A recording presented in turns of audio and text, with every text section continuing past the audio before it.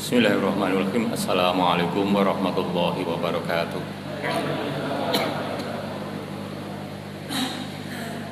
Alhamdulillahirabbil alamin. Assalatu wassalamu ala asrofil anbiya'i wal mursalin wa ala alihi wa ashabi ajmain wa ba'd.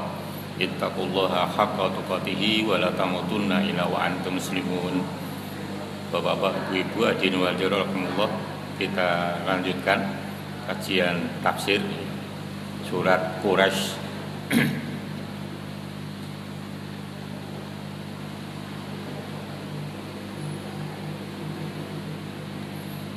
Di antara asbabun nuzulnya ini Al-Quran, asbabun nuzul. Kalau hadis asbabul wurud. Hampir ya, Quran turun, kalau hadis itu diutarakan, ya, asbabul wurud. Jadi ini diantaranya sebab turunnya surat Quraisy ini. Di Allah memberikan nikmat kepada hambanya yang saat itu hambanya dalam keadaan kafir nih. Dalam keadaan kafir, tapi sebagian beriman. Nah, dasar imannya atau agamanya itu, keyakinannya berdasarkan agama tauhid yang dibawa oleh Nabi Ibrahim, agama tauhid gitu. Itu penamaan di dunia. Sebetulnya ya Islam itu, nah, gitu sebetulnya gitu ya. Ya cuman di dunia masyarakat menamakan seperti itu. Lah Allah memberi kenikmatan kepada terutama pada suku Quraisy. Karena saat itu suku Quraisy itu suku yang dominan dibanding suku-suku yang lain gitu. Jadi semacam itu. Nah, di antaranya kenikmatan itu menjadi juru kunci Ka'bah. Itu dari suku Quraisy. Ketika itu memang ya yang ketuanya gitu nih. Ketuanya adalah Abdul Muthalib. Di kakeknya Nabi kita Shallallahu Alaihi Wasallam. Jadi itu pembesarnya saat itu ya. Terus akhirnya suku Quraisy itu pecah jadi banyak 12 pecah lagi dan seterusnya, sehingga banyak ya sekarang ini ya, nanti terkenal Bani gitu banyak. Yang kedua, kenikmatan itu Allah memberikan kemudahan untuk mengadakan perjalanan terutama ke daerah Yaman dan Syam, ke utara dan selatan. Itu dimudahkan oleh Allah. Lah bentuk kemudahannya apa? Jadi suku Quraisy itu terkenal nek cara Jawa malati pirsa. Nguwalati gitu loh. Kualat pirsa nggih. Nah, seperti itu suku Quraisy. Jadi jangan coba-coba mengganggu suku Quraisy. Itu difahami dari Yaman ya, dan daerah-daerah sekitarnya yang perjalanannya dilalui oleh suku Quraisy, itu semua masyarakat tahu, wah ini suku Quraisy ini, jangan macam-macam gitu. Itu bentuk keamanannya begitu. Ke Syam juga begitu, selama di perjalanan sepanjang yang dilewati itu orang-orang tidak mau mengganggu, padahal saat itu manusia masih jarang untuk merampok begal, itu kemudahan banyak besar sekali. Tapi begitu ketemu suku Quraisy tidak berani. Nah umpama nekat ya mungkin menang, tapi tidak berani gitu ya Allah, karena Allah yang menjadikan sehingga suku Quraisy ya mendapatkan kemudahan-kemudahan. Nah, yang bisa kita ambil pelajaran diantaranya Bapak Ibu, Allah akan menjamin hambanya yang selalu berusaha mendekatkan diri kepadanya. Nah ini Jadi Allah akan menjamin hambanya yang selalu berusaha, harus ada bentuk usahanya. Apa? Perbuatannya apa? Mendekatkan diri pada Allah. Nah, di antaranya Bapak Ibu, cara kita mendekatkannya di antaranya sebagaimana hadis yang sahih Bukhari, saya cuplik sedikit aja. Mazala yataqarrabu abdi ilayya bin nawafil hatta uhibbah. Nah, ini hambaku selalu berusaha mendekatkan kepadaku bin nawafil dengan memperbanyak ibadah sunnah. Nah ini Bapak Ibu, kita harus perbanyak ibadah sunnah. Hatta uhibbah, sampai kata Allah, ini hadis qudsi, sampai kata Allah, aku mencintainya. Jadi ini kita pengen dicintai oleh Allah Bapak Ibu, perbanyak ibadah sunnah.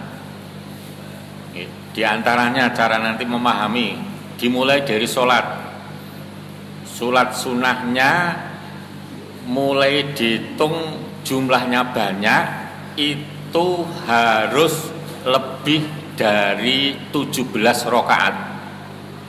Itu mulai dari dihitung mulai banyak gitu. Jadi ini sholat yang mengikuti sholat sunat yang mengikuti sholat wajib jumlahnya 22. Nanti ditambah sholat malamnya, umpamanya seperti Nabi 11. Ditambah duhanya, umpamanya panjenengan seringnya 4, 2 salam gitu, umpamanya aja. Nanti ditambah lagi tahiyatul masjid, syukrul wudu itu setelah wudu doa terus sholat 2 rakaat. Nama cara fikih syukrul wudu. Jadi wudu panjenengan tidak masjid, wudunya di rumah. Nanti setelah wudu doa wudu itu, kemudian dandan sholat 2 rakaat. Itu namanya syukrul wudu. Terus nanti tindak masjid, sholat tahiyatul masjid dan sholat sunnah setelah di antara adzan dan iqomat. Ya sudah berapa itu, udah banyak ya. Terus nanti kalau mau panjenengan sholat jamaah subuh di Nur Jadid, begitu selesai subuh ndak usah kundur dulu, umpamanya ditunggu sampai meledak sengingi, ditunggu kira-kira 5 menit, sholat syuruk namanya, atau isyraq. Sholat syuruk boleh, isyraq boleh. Jadi sholat setelah matahari pas muncul itu, setelah itu. Tapi belum waktu duha loh ya. Belum waktu duha. Itu namanya sholat syuruk, dan syaratnya jangan keluar dari masjid. Keluarnya umpamanya ke toilet monggo ya. Tapi kalau aktivitas di luar masjid ya tidak diperkenankan. Jadi di masjid ngobrol, kalau ngobrolnya tentang ibadah silahkan. Tapi nek ngobrolnya tentang duniawi ampun, ya, beda ya. Jadi untuk ibadah di masjid, terus baru nanti sholat suruh. Ini kalau mau, dan seterusnya. Jadi diperbanyak. Puasa sunnah umpamanya diperbanyak juga. Ini bulan haramnya sudah selesai ya. Bulan Syuro. Ya, panjenengan umpamanya setiap bulan haram niku napa mawon? Syuro, terus Muharram, terus Dzulqa'dah, Dzulhijjah, Rajab. Setiap 4 bulan ini umpamanya nih puasa Daud. Kinten-kinten sagah mboten, Pak? Atau tidak 4 bulan ning hampir 1 tahun. Lo pengen dicintai Allah. Nah, ini. Berani ndak puasa Daud? Panjenengan nate mireng wonten piyayi sedo gara-gara poso. Nate mireng. Berarti kan ndak mengganggu tuh janjane. Umpama pas poso sedo itu husnul posuul. Nah itu hadiahnya kan lumayan, husnul. Jadi kita nekat kalau pengen dicintai oleh Allah. Paling tidak selama hidup sekali sudah nyoba gitu loh. Nanti akan ditanya. Jadi kulum ri'im bima kasaba rohin. Jadi setiap manusia itu akan tergadai. Ya harus ditebus dengan amal yang belum dilakukan. Puasa sunnah kan banyak, yang belum yang mana? Dicoba. Senin Kemis itu langganan umpamanya ya. Terus Yaumul Bid sudah umpamanya. Daud belum ya. Ya dicoba nanti. Jadi nyobanya ya nek ringan itu ya pas bulan haram itu ringan. 4 bulan ya. Yang berturut-turut hanya Dzulqa'dah dan Dzulhijjah. Yang lainnya kan ada selangnya, nanti dicoba untuk puasa. Besoknya kalau dihisab biar bisa menjawab, hambaku jamaah Masjid Nur Jadid sudah pernah puasa Daud, karena sudah pernah melakukan bisa jawab. Kalau belum gimana? Dalam ayat tadi kulum ri'im bima kasaba rohin, rohin itu kalau tidak ditebus disiksa, berarti rohin itu tergadai ya, tergadai berarti siksa gitu ya. Jadi monggo nanti dicoba biar nanti kita diberi kenikmatan seperti suku Quraisy itu. Kenikmatannya luar biasa, kemudahan diantaranya begitu. Jadi mudah berkarya, mudah mencari ekonomi, mudah bergaul, mudah ibadah dan seterusnya. Kemudahan terus dijamin keamanannya oleh Allah karena Allah mencintai. Kenapa dicintai? Karena memperbanyak ibadah sunnah ya, monggo ya. Pokoknya bondo nekat untuk baik ini. Hadis yang menguatkan tentang suku Quraisy, innallaha istofa itu artinya memilih. Memilih ning orangnya sudah baik. Itu istofa. Kalau memilih antara yang baik dan yang buruk itu ikhtaro atau istakhoro. Maka sholat yang minta Allah suruh memilihkan yang baik yang mana namanya sholat istikhara. Nah ini itu juga milih. Tapi nek istofa itu sudah baik semua terus dipilih. Di contohnya nek dalam ayat surat 35 ayat 32. Tsumma awrasna kitabal ladzina istofa. Nah ini.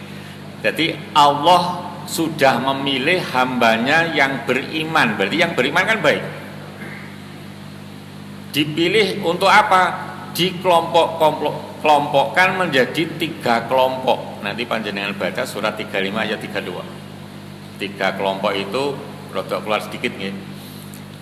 Dzalimun li nafsihi, orang yang beriman tetapi masih melakukan dosa-dosa besar. Kadang-kadang ngapusi ngono sik gelem. Barang haram masih mau, katanya remeng-remeng gitu ya. Itu dzalimun li nafsi. Nek disuruh musyrik ndak mau. Jadi dosa-dosa besar masih dilakukan, musyrik apalagi murtad ndak mau. Itu namanya dzalimun li nafsi, oleh Allah disebut itu. Yang kedua muqtasid. Muqtasid itu dijelaskan oleh Imam Al-Alusi dalam kitab tafsirnya Rauhul Ma'ani. Itu orang Islam yang benar-benar mampu menjauhi dosa-dosa besar. Betul-betul paham. Tetapi dosa kecilnya banyak banget. Dosa kecilnya banyak. Di antara tandanya ini, di antara tandanya yaksulu fil nawafil, males melaksanakan ibadah yang sunnah. Ini Ramadan kuwi traweh ini yo aras-arasen. Yang masjid ini kondur terus engko traweh mung 3 rakaat. Ya boleh, itu enggak apa-apa. Mosok traweh padahal ini komunikasi dengan Allah mung 3 rakaat itu berapa menit? Padahal nek ndak salat WA-an cukup 3 menit. Nah ini, masa Allah dikalahkan dengan WA-an gitu. Maka oleh Allah disebut muqtasid. Yang ketiga, kelompok yang terbaik namanya sabiqum bil khairati biidznillah. Ini benar-benar ya diawali dengan nekat melaksanakan yang sunnah itu sebanyak-banyaknya. Poso Daud sregep. Kemudian poso Sa'ban itu begini penjelasannya, memperbanyak puasa khusus di bulan Sa'ban. Nabi itu melaksanakan hampir 1 bulan, kira-kira kurang 2 hari Ramadan baru berhenti. Nah kita tiru, itu bukan umpamanya bulannya 30, Nabi puasanya hanya sampai umpamanya 28. Tidak harus begitu. Itu nek Nabi memang begitu. Lah kita yang penting banyak gitu aja. Lah banyak itu ukurannya 15 hari. Nah, itu banyak. Mulai dari 15 hari nanti panjenengan kuat berapa hari.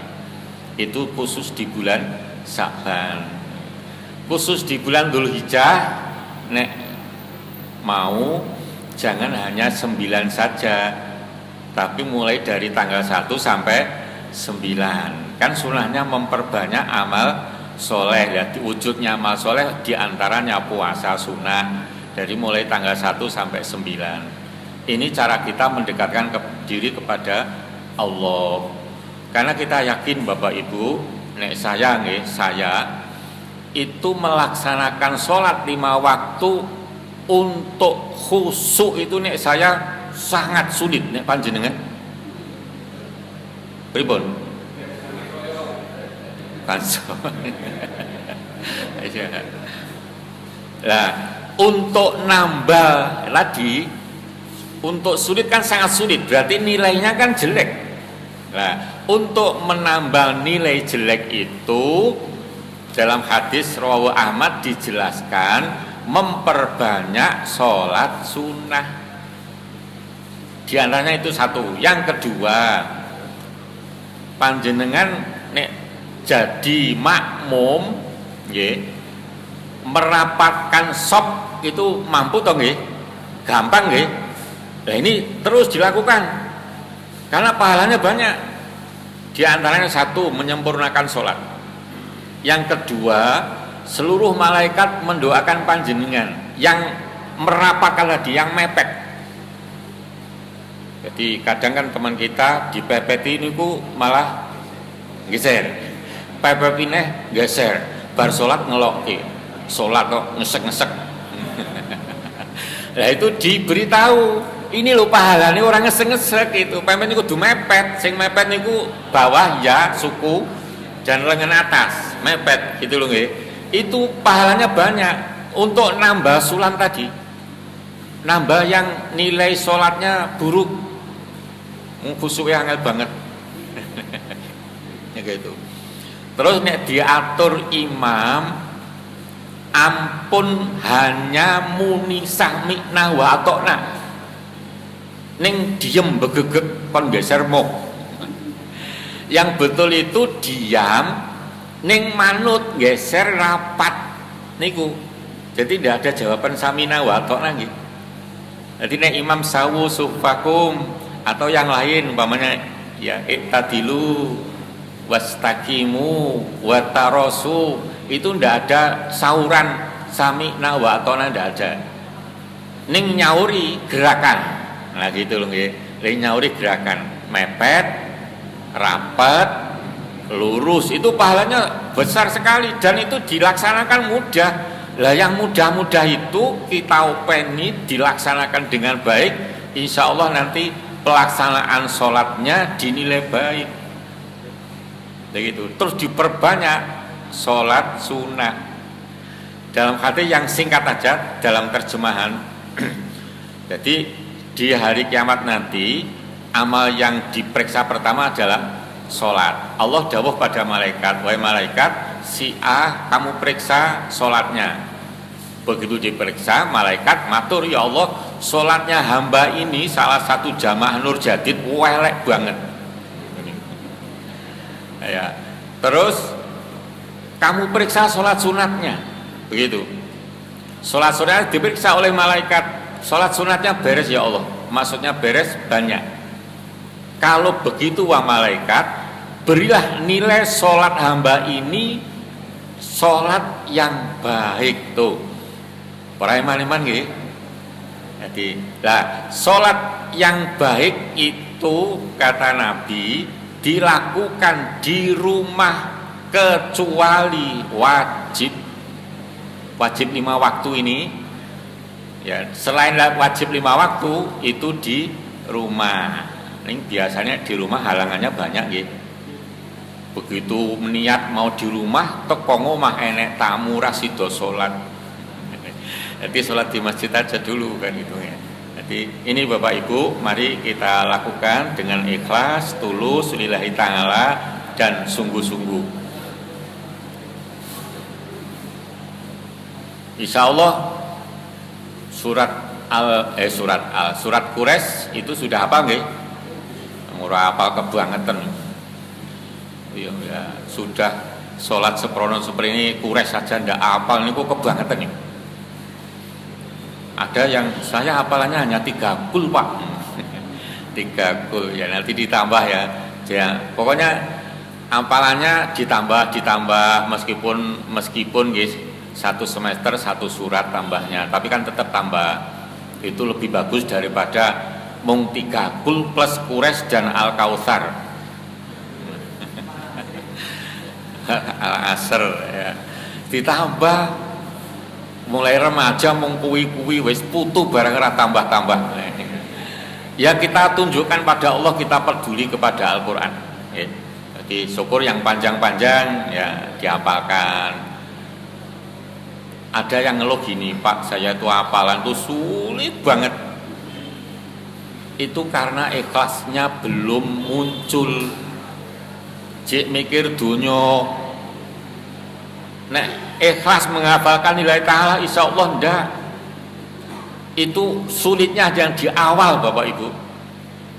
Di awal memang sulit. Kenapa? Setannya nggodane wakeh banget jumlahnya. Ojo hafalan Al-Qur'an ira. Ya menurut setan tidak indah, kata setan. Yang indah itu maksiat. Mula nek weanan betah, nek hafalan ngantuk, ngoten niku nggih. Itu setan itu. Nah, ini monggo dicoba tadi memperbanyak sunnah. Yang kedua ditambah hafalannya Al-Quran ini. Itu insya Allah sagah Bapak Ibu, Bapak-bapak. Insya Allah. Sedap nih.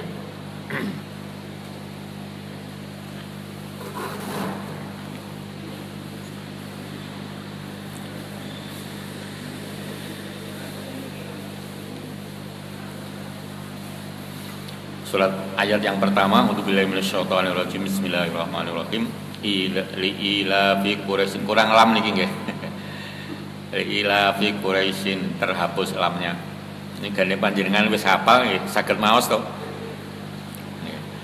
Jadi sebetulnya orang-orang yang bisa membaca Arab tanpa harokat itu karena terbiasa Bapak Ibu.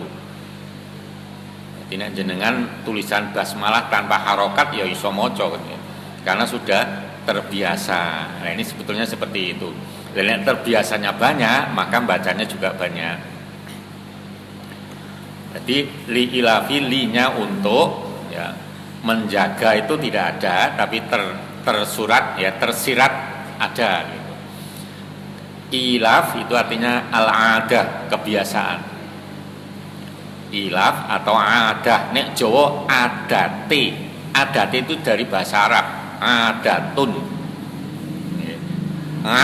Orang Jawa kan agak sulit. Jadi adatun, adate. Kebiasaan bangsa Quraisy lah. Hobinya adalah dagang. Kalau biaya Arab niku nek dagang pinter-pinter. Nah niku nggih. Jadi sampai kemana-mana, menyebar di mana-mana. Saya pernah ketemu kenalan gitu dari Qatar gitu ya. Namanya Salim bin Soleh. Ketemu di Masjidil Haram. Ngomong itu dengan saya muda beliau. Itu buka warung makan di beberapa negara. Jadi waktu ketemu saya buka di Kuala Lumpur, tak tawani buka aja di Jakarta. Jakarta itu mana? Indonesia, tempatku. Oh iya tuh, ya, mungkin tahun ini sudah itu, mungkin itu ya. Itu luar biasa. Istrinya 4 Pak. Bisa ditiru nih. Istrinya 4 gitu ya. Ya, ning warung makannya puluhan Pak itu. Ya, warung makannya luar biasa itu. Masakan macam-macam, umpamanya di Jakarta masakannya ya ala sini. Itu caranya ke Jakarta dulu atau ke Indonesia, dipelajari makanan apa saja yang digemari. Pelajari, bayar yang pinter masak. Makanya pengen warteg ya warung Tegal ya. Belajar di situ apa gitu, baru dibuka cabangnya luar biasa gitu. Terus mendirikan sekolah itu berapa gitu, gratis semua, biaya dari warung makan itu gratis semua. Jadi sekolah Islami yang Islam ya, padahal tuh biayanya luar biasa, tapi itu bisa begitu ya. Ini contoh orang-orang yang berusaha mendekatkan diri kepada Allah. Jadi termasuk hadiahnya ini dicontohkan oleh Allah, diberikan kepada suku Quraisy yang saat itu masih kafir, tapi punya akhlak yang baik. Karena setiap manusia itu terlahir itu sudah punya akhlak baik. Maka Nabi diutus bunyinya innama bu'ithtu li, adalinya li utammima makarimal akhlak. Jadi manusia seluruh dunia itu begitu lahir anak kecil tidak ada yang jelek, akhlaknya sudah baik. Tergantung lingkungannya. Lingkungan itu ya bisa keluarga dan lain-lain yang akan menjadikan baik dan buruknya. Maka Nabi diutus untuk menyempurnakan akhlak yang baik itu menjadi lebih baik lagi, akhlaknya terutama. Maka Nabi pernah ditanya, hadis rawahu Ahmad, nilainya hasan, artinya saja, agama itu apa wahai Nabi? Jawab Nabi, husnul khuluq. Maldin husnul khuluq, sampai 3 kali. Agama itu apa? Akhlak yang baik. Makanya ada orang Islam akhlaknya belum baik, mohon maaf berarti sholatnya belum baik. Karena sholat itu akan tercermin kepada orang pelakunya itu di kehidupan di luar sholat. Inna sholata tanha 'anil fahsya wal, lah itu. Jadi orangnya rajin sholat, jamaah terus, fahsya masih dilakukan, mungkar dilakukan, berarti itu belum dinamakan khusyuk. Khusyuk itu ada 2. Khusyuk dalam pelaksanaan itu sulit banget. Khusyuk dalam pencerminan dalam kehidupan. Maka ayatnya fawailul lil musallin, celakalah orang yang sholat, alladzina hum an, nah ini tidak fi an sholatim sahun, yaitu orang-orang ya sholat sregep tetapi maksiat sama sregepnya. Gitu. Maksiat itu pokoknya yang melanggar, baik kecil maupun menengah maupun yang besar. mulai dari kata-kata, sikap maupun perbuatan itu maksiat. Maksiat itu durhaka. Ngomong gitu ya, umpamanya trocok nek cara Jawa, misuan. Nah ini berarti itu fasa. Senenge ngeloke, fasa. Nek ra ngeloke ngrasani, fasa. Dan lain-lain. Itu baru kata-kata. Terus merasa paling bener, fasa. Sidik-sidik nesu, mungkar. Nek nesu mungkar masuk ini. Jadi karena termasuk keras, sadis. Jadi ini jangan sampai Bapak Ibu. Sholat kita ini iman-iman tiwas rekoso ora entuk apa-apa. Ini, maka hati-hati. Jadi begitu mau marah, oh ya saya orang sholat.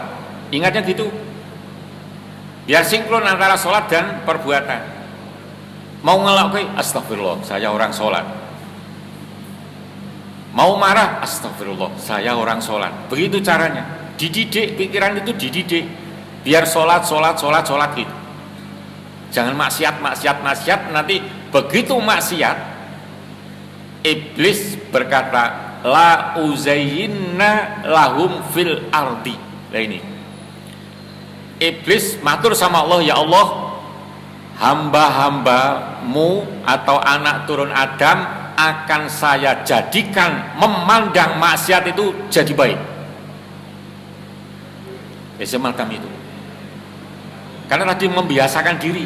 Nek kita biasakan pikiran itu sholat, puasa, insya Allah jadi baik. Caranya tadi nggih, mau maksiat, astagfirullah, saya orang sholat, saya puasa. Maka nek jadi cara Nabi ini saya turunkan cara ulama gitu aja. Cara kiai nggih. Sing sregep sing weteng sregep luwe kata beliau sampai kiai itu ben ilmune mlebu semacam itu. Maka para kiai itu ilmunya luar biasa karena diantara caranya sregep puasa sunnah. Nah ini monggo kita tiru nggih. Kembali ke sini. Di antara penghormatan, kemuliaan yang diberikan oleh Allah kepada suku Quraisy, hadisnya contohnya yang ini, yang rawahunya Tabarani nggih. Tabarani mengatakan sahih, itu Muslim belum tentu mengatakan sahih, apalagi Bukhari. Bukhari itu tidak mau menerima rawi kalau hanya soduk. Soduk itu nek diterjemahkan ke Indonesia amat sangat jujur. Nek Muslim mau menerima. Jadi ini rawi atau sanad orangnya soduk, amat sangat jujur, Muslim diterima. Tapi Bukhari tidak. Hadisnya ditolak. Orangnya yang duduk di sanad harus thiqah. Thiqah itu pinter, sangat jujur, serius, tidak pernah melakukan hal-hal yang rafatun, lahwun, jidalun. Tidak pernah. Contoh lahwun nih, contoh lahwun. Lahun itu sesuatu yang tidak ada manfaatnya, diterjemah begitu. Jajan neng angkringan nongkrong di situ terlalu lama, itu nek sanad hukumnya haram. Nek jenengan karem. Karena nongkrongnya mosok kopi segelas ndahar tahu loro leh nongkrong 1 jam. Itu termasuk lahun lho itu. Lah terus ngopo? Jagongan. Lho nek jajan itu perlunya apa? Nisani weteng, ya sudah itu aja. Nek jagongan sampai lama, kopi 1 gelas 1 jam, itu lahun. Padahal kita disuruh wanil lahwi muridun. Orang beriman itu lahun disingkiri. Lho kok malah hobine ngangge. Yuk, apakah tidak boleh? Boleh ning seperlunya saja gitu loh ya. Kira-kira nek 1 jam tuh sing diobrolke sing apik-apik napa ya elek-elek iya. Lah kan gitu ya. Maka seperlunya apa bawa pulang dahar teng dalem. Insyaallah nanti ndak jadi jagongan gitu. Oleh perlu nih ya jagongan kuwi ampun beda kita orang beriman ya, harus beda. Itulah lahwun lo itu. Qad aflahal mu'minun, orang beriman itu pakai qad lagi. Setelah qad terus fi'il madhi itu artinya amat sangat benar orang beriman itu beruntung. Qad aflaha beda dengan qad yuflihu, beda. Nek qad yuflihu itu kadang-kadang beruntung. Allah membuat ayat qad aflaha, amat sangat benar beruntungnya orang beriman. Di antaranya walillahi muridun, ora gelem nongkrong ning he ngoten niku. Lho saya itu. Ya, karena lahwun. Karena lahwun. Panjenengan pirsa pamer nggih. Mubale ndak pernah beliau nongkrong kae. Paling utusan putrane tumbas nih aman ini. Hanya gitu aja. Nek sepuh pas saya panggil itu ya tindak sendiri, beli sendiri, terus kondur. Ya seperti itu aja. Sampai nongkrong seperti yang saya gambaran tadi, lahun Bapak Ibu. Jangan dikira wong ini mosok ora entuk. Ya jangan gitu. Ini aturan agama kok. Menghindari maksiat tadi lho nggih. Wong kita orang sholat kok. Lahun dilaksanakan. Nah gini. Alah mung pisan-pisan. Nah ini setannya nanti begitu. Ini seperti itu gitu ya. Nah orang Quraisy diberi kemuliaan oleh Allah di antara ini kayak 7 hal ini. Allah memberikan kelebihan mereka ya, bahwa mereka menyembahnya selama 10 tahun di awal Islam. Nah ini ya. Jadi belum sempurna ya, Islam belum disempurnakan, belum ada ayat al-yauma akmaltu itu belum. Jadi tidak ada yang menyembahnya kecuali Quraisy waktu itu. 2, Allah memberi keutamaan mereka bahwa dia itu menolongnya pada hari serangan pasukan gajah itu. Jadi faja'alahum ka'asfim ma'kul, itu tentara gajah, sak gajah itu dijatuhi kerikil min sijil dari tanah liat. Nek diartikan Indonesia begitu. Itu bolong-bolong seperti daun dimakan ulat itu loh. Kasfim makul. Jadi manusianya bolong-bolong, gajahnya juga bolong-bolong. Ya ini ya mulianya orang Quraisy ya diberikan oleh Allah semacam itu. Allah memberi kelebihan kepada mereka bahwa pada mereka diturunkan surat yang tidak dibahas ya hal lain selain tentang Quraisy. Li ilafi Quraisy lagi. Ilafi merihlata syita iwasoib Quraisy lagi. Fal ya'budu we nyembah Rabbah hadal bait, yang memiliki bait ini Ka'bah. Quraisy lagi. Ya. Dan ayat yang terakhir dijamin keamanannya dan kelaparannya tidak akan terjadi. Quraisy lagi. Satu surat hanya bahas suku Quraisy. Ini tidak ada yang sudah dan ini. Baru pembukaan sudah ada gitu. Ya. Kemudian dijadikan oleh Allah kelebihan mereka, pada mereka terdapat kenabian. Ini Nabi kita sallallahu alaihi wasallam dari suku Quraisy. Kekhalifahan secara umum nih. Jadi pengganti nabi dari suku Quraisy semuanya. Hijabah itu pemegang juru kunci Ka'bah. Sekarang mendatangkan ekonomi yang luar biasa itu ya, khususnya kecuali di musim pandemi ini agak ya berkurang. Sikoya pengairan sampai dulu sampai sekarang tidak akan habis, terkenal dengan sumur Zam-Zam. Nah, luar biasa. Belum nanti kemuran-kemuran yang ada di lautnya dan seterusnya. Ini semua diberikan oleh Allah kepada Quraisy, maka suku itu namanya diabadikan dalam Al-Quran yang bisa kita ambil pelajaran untuk diri kita masing-masing. Sekian dulu Bapak Ibu, kita tutup dengan kafaratul majelis. Subhanakallahumma wa bihamdika asyhadu an la ilaha illa anta astaghfiruka wa atubu ilaik. Kurang lebihnya mohon maaf. Billahi taufik wal hidayah. Assalamualaikum warahmatullahi wabarakatuh.